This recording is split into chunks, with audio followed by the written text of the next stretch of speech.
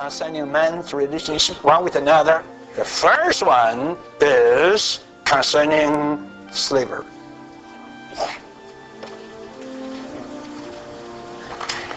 Why this has to be the first? Why it is so important? You should consider. Tonight, the speaking of the message would not go along with the outline. Exactly. Sometimes we'll come back.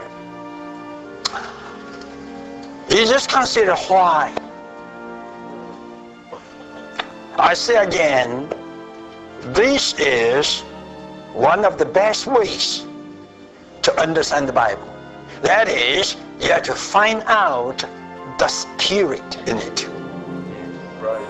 And what is the spirit of this ordinance? What is it? Ours is love. Not bad. Then what else? Of course, many of you would pick up another word, obedience. Love and obedience. But, big but, something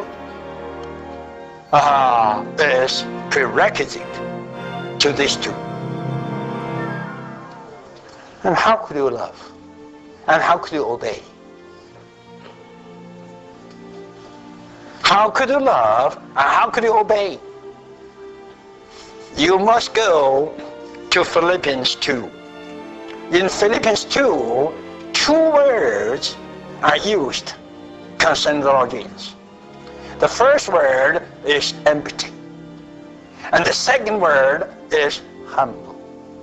Firstly, he emptied himself, then he humbled himself. And we know in Philippians 2, it tells us the Lord Jesus is our pattern. Right? It's our pattern. And that pattern is not a pattern of a high-class people. That is a pattern of a slave. Right? A slave. The Lord Jesus is a pattern to us, especially in the human life. Right? He is a pattern to us, especially in the human life. And that pattern is not a pattern of a high-class person. It is a pattern of a slave. The Lord Jesus was not a professor set up as a pattern. He was neither a medical doctor. Am I right? He was what? He was a slave. And you have to realize, who was he? Who was he that became a slave? Who was he?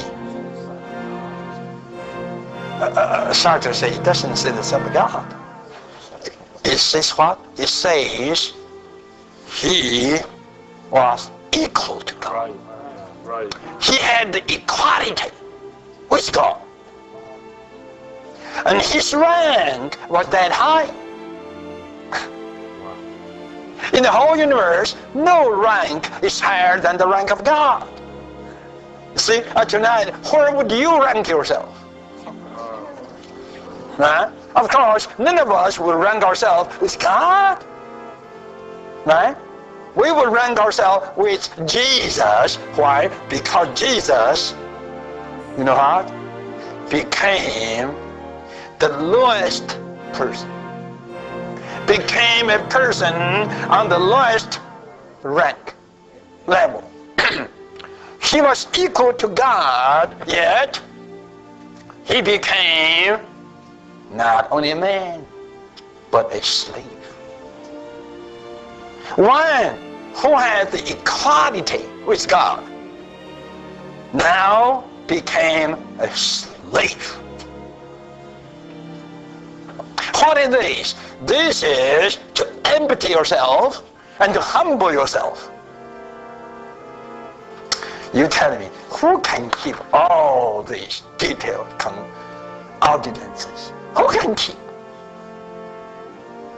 You say, who can keep? No one can keep. Only one can keep.